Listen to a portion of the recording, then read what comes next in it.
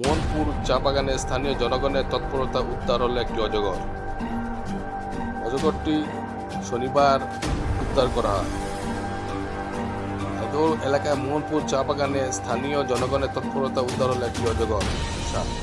অজগরটি আলগাপুর পুলিশের সহযোগিতায় হাইলাকান্দি বন বিভাগের হাতে সমঝে দেওয়া হয়।